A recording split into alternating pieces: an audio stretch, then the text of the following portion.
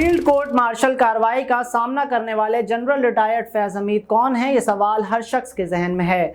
पाकिस्तान की premiere intelligence agency के साबिक सरबरा lieutenant general retired Faiz Hameed को top city housing scheme scandal के सिलसिले में फौज ने हिरासत में ले लिया है और इनके खिलाफ फील्ड कोर्ट मार्शल कार्रवाई शुरू करने का ऐलान किया है। चकवाल से ताल्लुक रखने वाले लेफ्टिनेंट जनरल फैज हमीद का शुमार पाक फौज के इंतहाई तजर्बाकार अफसरान में किया जाता रहा है। वो पास आउट होने के बाद बलोच रेजिमेंट का हिस्सा बने और अप्रैल 2019 में इनकी तरक्की लेफ्टिनेंट जनरल के ओहदे पर हुई। इन्हें 16 जून 2019 को इंटर सर्विसेज इंटेलिजेंस यानी ISI का डायरेक्टर जनरल मुकर्रर किया गया था, जब साबिक वजीर आजम इमरान खान की हुकूमत थी। इन्हें मौजूदा chief of army staff general Syed Asim Munir की जगह ISI का सरबरा मुकर्रर किया गया था और जनरल मुनीर को कमांडर गुजरांवाला कोर का इंचार्ज दिया गया। इस तैनाती से कबल वो GHQ में एडजुटेंट जनरल के ओहदे पर भी फाइज रहे।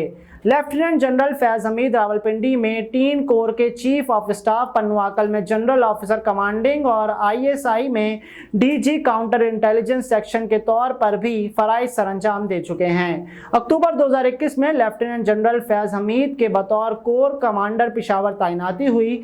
चंद माह बाद इन्हें कोर कमांडर भावलपुर तैनात कर दिया गया। 2022 में ISPR की जानिब से की जाने वाली एक ट्वीट में कहा गया था कि जनरल हेडक्वार्टर्स यानी GHQ ने आर्मी चीफ की तैनाती के लिए समरी वजारत दिफा को भेजी थी, जिसमें इनका नाम भी शामिल था।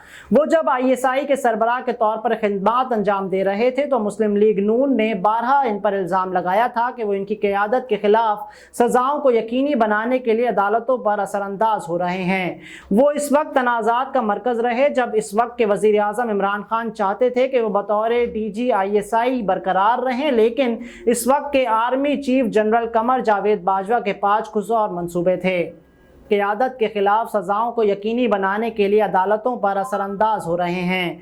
वो इस वक्त तनाज़ात का मरकज़ रहे जब इस वक्त के वज़ीर आज़म इमरान खान चाहते थे कि वो बतौर DG ISI बरकरार रहें, लेकिन इस वक्त के army chief general Qamar Javed Bajwa के पास कुछ और मंसूबे थे।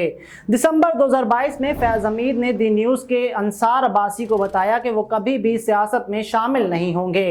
इन्होंने अपनी सियासत में शमूलियत या PTI की क़यादत से मुतालिक तमाम क़यासराइयों को मुकम्मल तौर पर गलत करार दे दिया था, जबकि चकवाल की सियासत में इनका नाम और तस्वीर इस्तेमाल करके तकारीर की गईं। इसके अलावा अगस्त में तालिबान के अफगानिस्तान पर कब्जे के बाद लेफ्टिनेंट जनरल फैज हमीद ने काबिल का दौरा किया और अहम शख्सियात से मुलाकातें की।